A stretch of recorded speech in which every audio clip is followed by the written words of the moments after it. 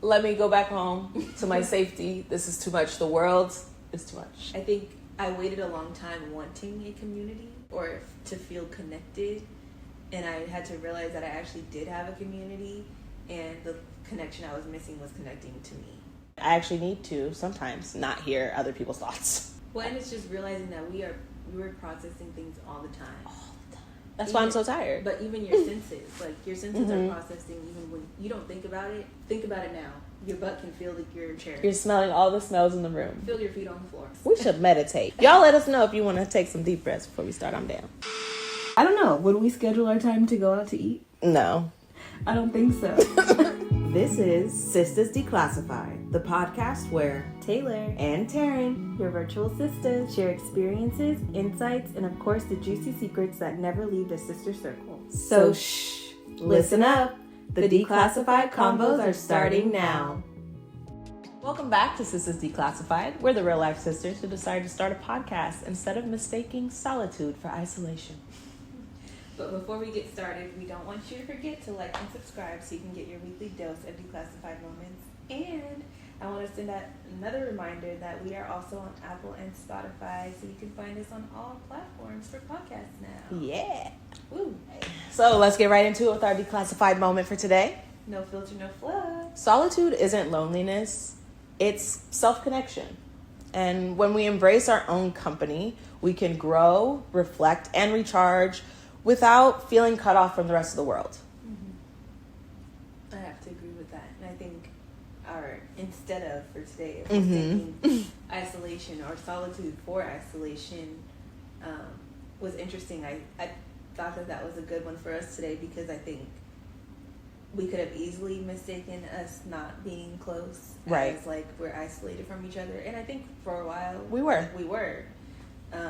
But the fact of the matter was that we were maybe just growing in our own ways and trying to, at least for me, I know you said you used to think I was separating myself because I had a vendetta.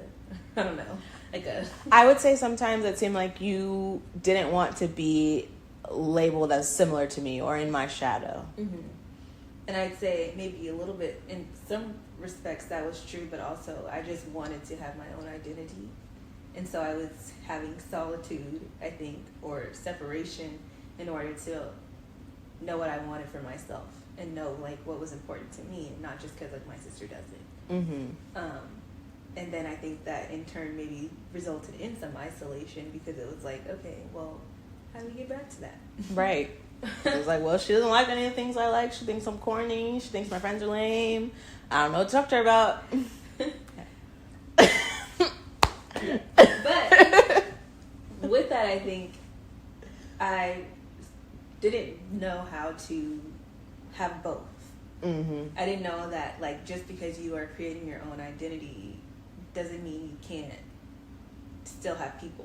Right, and be connected to other people. Yeah. But in later life right now, right, I'm enjoying the solitude and the silence and the peace of other people, of getting away from other people. And I feel it's important to just first define what this solitude I was gonna say I think we need to maybe clearly define those two. Yeah. So I'm gonna turn that to you. Thank you. Yeah. Okay, so essentially I think that solitude is intentional connection with yourself. Mm-hmm. Right? And so that's an opportunity for you to be alone and do things for you. Versus isolation is a feeling of loneliness or feeling disconnected from people. Versus the idea of solitude is that you're connecting with you. Whereas isolation, you don't feel connected to anything. Maybe not even yourself. Yeah. And as someone who knows that they self-isolate, that distinction provides some clarity, because there are certainly times where I felt I'm overwhelmed. I need to be by myself, when actually I might not need to be by myself. I might need a friend, or I might need an activity or something to do. Mm-hmm. So knowing the difference between taking time to be with yourself versus taking time to be by yourself. Right. Because are you actually thinking of isolation as an opportunity to have control over everything so that you don't experience any other emotions but the one that you decided to have? Right. it can be challenging. Mm-hmm. It could be kind of a slippery slope, because you could always start out with the intention of finding solitude, but if you don't actually know how to do that, Mm-hmm. then you might end up just being isolating. Right. And it can be really hard to then come out of that isolation, because it depends on the reason that you went into it, but also how comfortable you get once you're in it. Yeah, and we kind of talked about this, or I reflected on this, I guess, in the last episode, and just thinking about like the comfort I felt when we were in COVID lockdown, and I realized how stress-free I became, or I think I became. I don't know. Versus like the day-to-day struggles of today, where it's like any little inconvenience, I'm like, let me go back home to my safety. This is too much. The world is too much. Right. I need to isolate. Right. But yeah, there's just like an overall disconnection. So that's kind of the two things. And I'm wondering, is there any time when you've already said for yourself, so maybe I need to think for myself. You go ahead. Tell the people. Where do I feel like I have isolation versus solitude? I think I enjoy solitude quite a bit, and I've been in my hobby era. So, and all my hobbies I kind of do by myself. So like I'm like growing herbs and painting. And see, I don't know pottery. how you do that. That's so fascinating to me. Growing herbs? No, all these hobbies you do by yourself. Oh. Well, We're so different. I'm like, oh, can't relate. Reading my books. I think it's just, I don't want anybody to stop me from being able to do what I want to do. And so that means that I'm going to have to do it alone.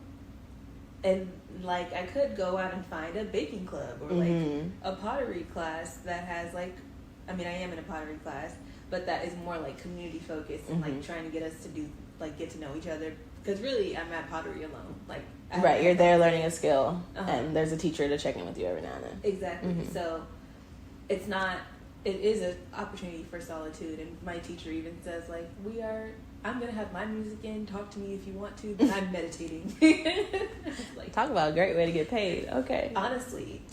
So I'm just holding the space. Y'all don't mess up the materials. Call me if you need me. Yeah, and if you have any questions, I'm always available. But, you know, if I don't hear you the first time, it's because I'm in the zone. They sound cool. Yeah, she's cool. But, yeah, I think that is all feels like solitude for me. It doesn't feel like I'm isolated when I'm engaged in something. Because I'm having an opportunity to create or to look within. Those are opportunities for me. Fresh starts, if you will.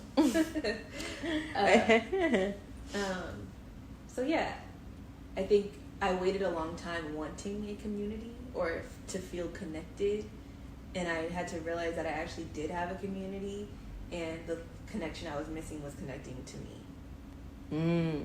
And so I think over the last, I don't even know, basically since COVID, I would say probably, and maybe even pre-COVID. So we just did opposite things. Yeah. Probably, I guess. Because I think I've always... And we were in COVID isolation together. Right. But if we think about it, I could see where it happened. Yeah. Where I was like, all right, I'm going on my walk. All right, I'm going to do this. I mean, I think that's the mom in me. Of like, we get stir crazy a little and we need to do something. And you're like, And I think we are similar in that I do need the moment to sit and pause. But after the moment, it's like, all right, let's go. And I can stay in the moment. Yeah. This is the best moment ever. On the couch, a good show. Maybe I'm scrolling on my phone, just disassociating into the la la la. Right, because I think that's the thing. I think you just hit it right there. Is that I think people who can sit and do nothing are really disconnected. And like maybe or having a hard time connecting. Because I think if we say disconnected, that can sound kind of triggering. But I think if you recognize the reason that you have to like sit and scroll or watch TV, like your comfort shows, is because when you are having connection or other emotions, you don't know how to feel them. Oh yeah, I have very big emotions, and I've come to grasp some of them. And so like indignation being one of them. Like there's some that I can sit in that even if they're negative, positive, whatever, they're just the ones that I've gotten used to. So don't bring me no new ones. I don't want no new emotions. And I think me entering my hobby era, for the people here, I was very much so like, I don't care, right? Yes.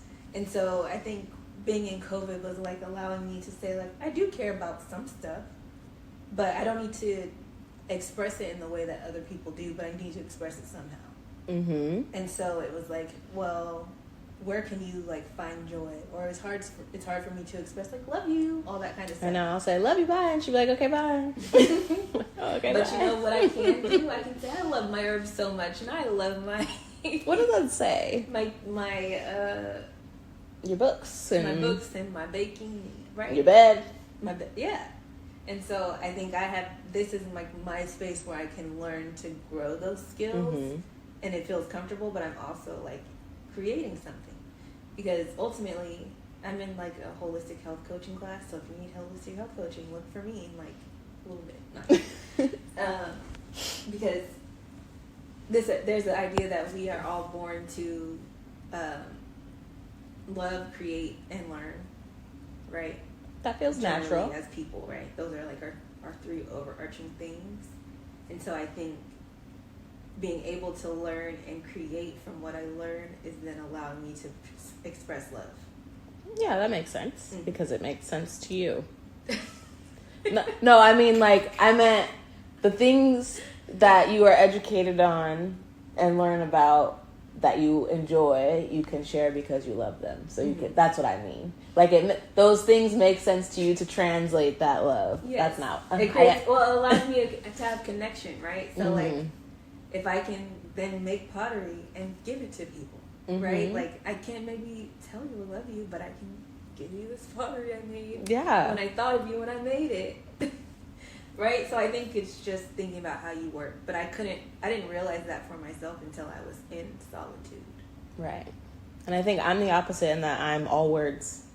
I can, if you want to know, I've thought about it, and I have feelings on the feelings and expressions on the expressions and opinions on the opinions. Mm-hmm. But I need something to do with my hands.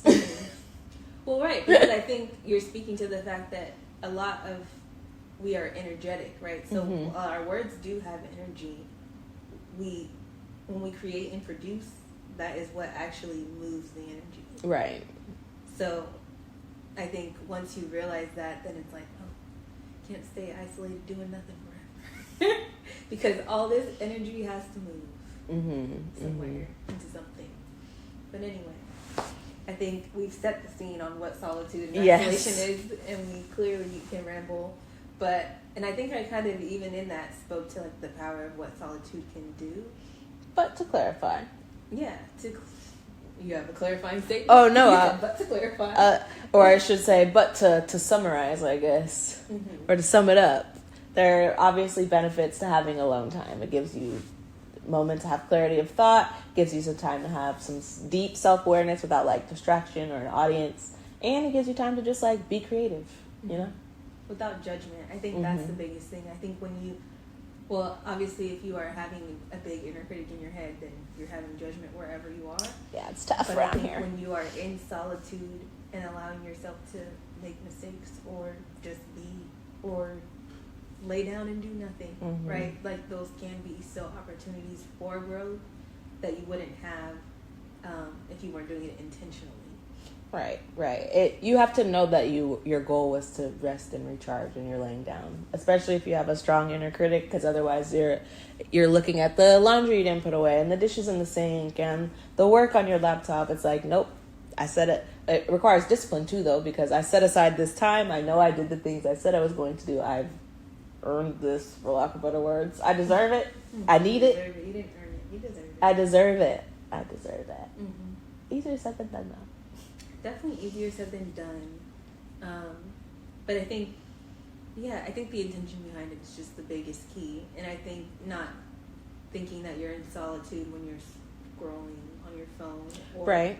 Mm-hmm. Or even watching TV, because I think it depends on what you're watching, but yes.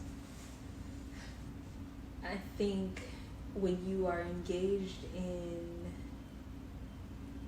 things that you have to process while you are in solitude in some aspects, it's like you're not necessarily in the same space. Maybe, but I mean, reading a book, you can read a book in solitude, and that's processing. Right? It just depends on the topic. It does depend on the topic, but like I guess if I'm reading my little Your little smutty books. right, like, that's not really. I am alone, and I am intentionally reading, but I don't know. I'm not saying that's the exact same as watching TV. I'm just saying I lost several hours in the last week reading books, and So I don't guess know if that's it's that. the point, I don't know you're if it's trying that to different. The present moment, I think. Can you stay in the present while you're watching it, or engaged in it? If I am intentional, yes. Right. Yeah. But I will say, It can be hard depending on though. what you're watching, right? It's still going to be programming you in a way that doesn't- Differently than books? No. Oh, okay. So, like in some, I wouldn't read like a Oh, okay. certain type of book if I'm trying to be intentional about my solitude. Mm-hmm.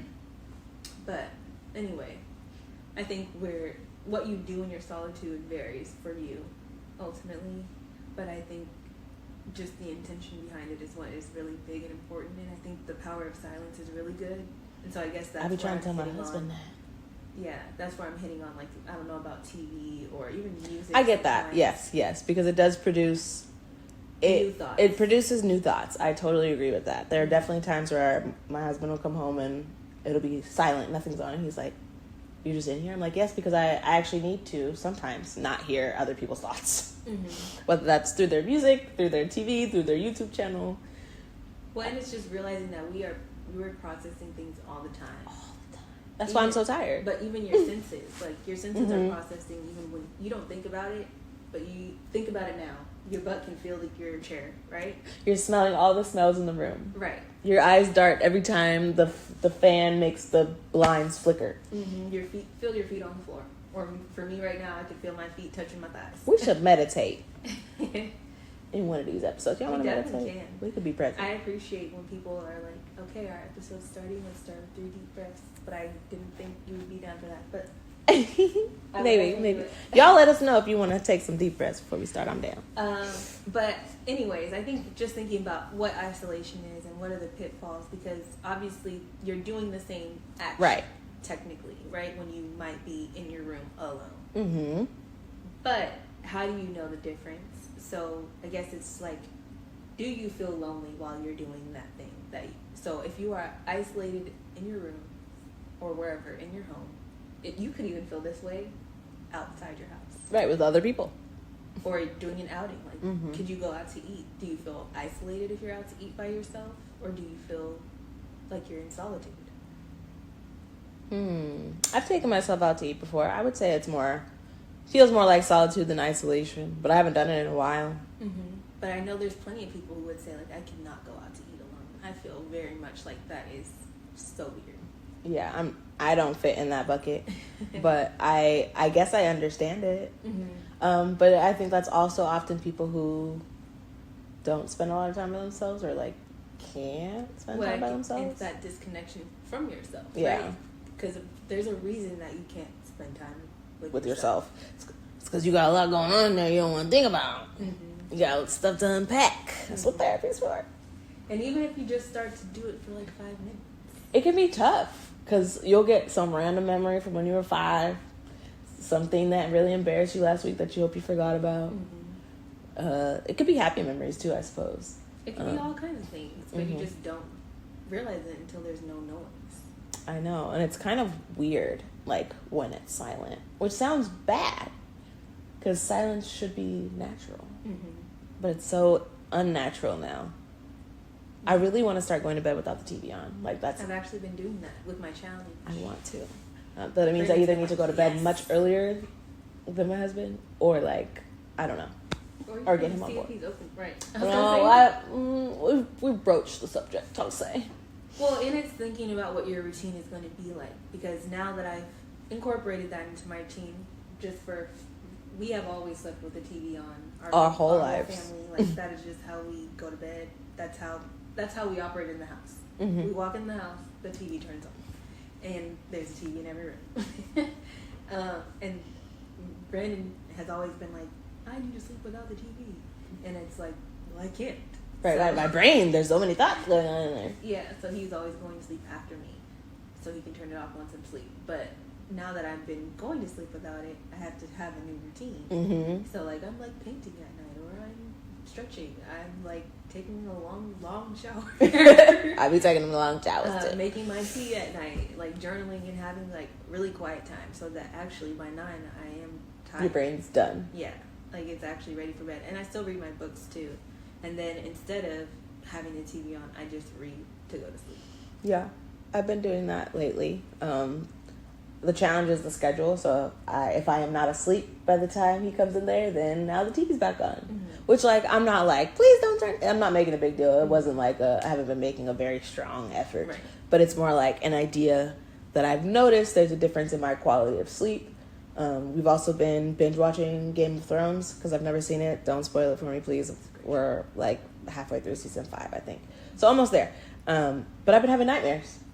I don't remember being like susceptible to TV and it bringing me nightmares, but I've been having so many nightmares and they're all Game of Thrones related. Interesting. Well, I think it's a scary show. It's not scary, but when you binge watch it, think about all the murder, gore. I binge watched it. So. Well, it's just, I guess for me, it's too much. It's scary, yeah.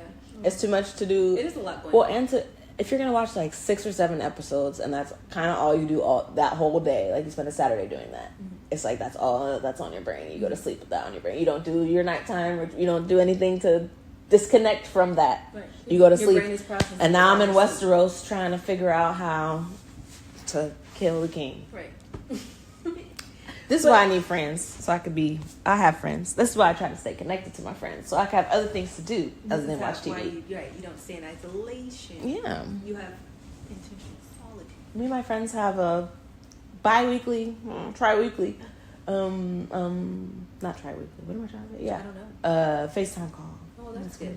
One of my activities. And I have Connect with a Loved One on my little tablet of activities that I talked about at some point in this podcast. I don't remember when. But it reminds me to call somebody. Call somebody. Yeah. Talk to somebody. Think about it. So you can leave your husband alone. And your sister. I'm just kidding. You don't bother me. Excuse me. It sounds like you've been watching a lot of Game of Thrones, which is great. And I guess now I'm just thinking about, it sounds like you have it down, and we both have it down, being alone. Yes. So I think that how do we thrive in being alone, I guess, is where we can kind of lean into now. Like, how do I keep my solitude from being isolation? Mm-hmm. How do we keep it from being isolation, but also how do we keep it from being rotting, I think. Because I know we didn't really fully touch on that, but I think oftentimes we can spend a lot of time at home and be happy about it, so it does feel like solitude. That's me. Right? But it's also like, girl, you haven't left your house in 5 days. Mm-hmm. Or you've stayed in that bonnet in your bed for the last 5 days. And which is fine. This is like a judgment-free zone, I promise. And if you are okay with that, then live your life. But I'm just like, you know where the line is. Right. Yeah. If you're not okay with that, like, how do you start to pivot? Like, if you're in a shower every day, girl, you ain't showered in a couple days because you ain't left the house in a couple days. Hit that shower. Mm-hmm. But not just that, but like ultimately I would say just how can you create a little ritual for yourself, even if it's just 5 to 10 minutes a day of intentional solitude, whether that's silence, whether that's, I mean, I guess it could be your shower, but I would love for it to not be like a shower, hygiene something thing. that you are like, not something you already have to do. More something you get to do. Or unless you're gonna like take that 5 minutes in the shower to really be intentional with it, because maybe that's your only time that you have. I get you, right. Like, anywhere you can take solitude, not overdo it and turn it into a week-long isolation fest, but how can you have solitude daily? Is that what we're talking about? So that makes sense. And maybe it's like, and just solitude in action, but solitude in mind. So like being able to look into yourself, connect with yourself, ask yourself what things went well today. Maybe that's just the overarching question that you ask yourself. And so in those 5 minutes, you reflect on that. But it's also a time to connect. And it's also a time to have safety in your mind. Because maybe it's hard to be in silence, which is why I'm saying just 5 minutes and you already have a question that you could ask yourself. Because sometimes you're like, what do I do in this silence? I'm bored. What'd you say? Yeah. It's mundane. And yeah. not always interesting. But if you have some questions that you could ask, so maybe it's like a gratitude question. What went well today? Where's an area that I could do better tomorrow? But maybe it's not always about improvement. Yeah, I was going to say, girl, I do that all the time. I don't think that's what I need. Yeah, I think I need what brought you joy today? Yep, I was just about to took the words out of my mouth. I need what brought you joy? What made you smile? What made you feel purposeful today? Like, I need some of that. We can leave the analyze, and that comes too naturally over here in this camp. What did you get today that you feel like you deserved? Right. What happened today that you would love if it happened again? Right? Like, that's where I need to be at. Yeah. Self to self. Write those down for your solitude reflections. But I think we also have to be real. Isolation is maybe normal in some ways. Like, by normal, I mean it happens naturally. So, like, there's also things we can do if you find yourself. If you're watching this episode and you're like, that's me. I'm in isolation right now. There are some things you can do. And I think we talked about it a little bit. It's just like reaching out. Talk to somebody. Call somebody. Text somebody. And don't feel like just because you haven't heard from them in a while, that is a valid reason to not reach out to them. Because just like you are realizing you're in isolation and haven't talked to nobody, they might not have had that aha moment yet. And you might be the opportunity to pull them out of their own isolation that they've been struggling with. And so I was just going to say, on top of reaching out, I think another thing or the opportunity that can help you if you're experiencing isolation is that if you do have a hobby or something that you engage in and you don't want to necessarily engage with other people per se, but maybe in a group setting, like my pottery class, for example. Or like a fitness class. Where it's like, I don't actually have to talk to these people. I could if I want to, but it's still an opportunity for me to feel less isolated. Right. I'm going to do a thing I want to do already. There are other people who are just here doing it too. And I can connect with them when or if I want to. Because I think it can be cool to share those things with other people, but we don't always think about that we can. Yeah, and folks in our immediate circle might not also be interested, which is something I know you found out, or you've been navigating. You've been navigating with all of your holistic health ideas. And I will say to that end, though, like, you have the option to engage more or less, like you said, so you can just set a goal around what it is you want to do, because it might be too much to say I'm going to join this class and make a bunch of new friends, but maybe your goal is just to go once. Right? You go once, and maybe your goal is to go once a month for 6 months, and then maybe your next goal is, okay, by 6 months, let me make sure I introduce myself to 3 people in the next 6 months. Right? It doesn't have to be anything major. For you to still be able to have like meaningful engagement or conversations with folks in any of the spaces you're in, whether it's that new group you're joining or just like walking down the street. And it doesn't have to be like big goals that you're writing down. I think the overarching thing that we're hoping is just that people can work to, and ourselves can work to become more intentional about things that we're doing.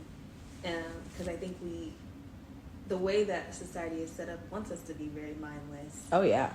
And so plug in, go to work, plug out, plug back into your phone, plug out, actually don't eat crappy food. Wally's World, we are on our way. Right. Well, anyway. But we aren't, because we're doing this, right? Yeah. We're intentional. We try to be. But I think to summarize or wrap this up today, I think we are just trying to encourage others to participate in self-connection. Allowing yourself to connect. Can you connect with yourself? I guess that could be our sister circle question. And we had a longer one, but like, can you sit with yourself alone? I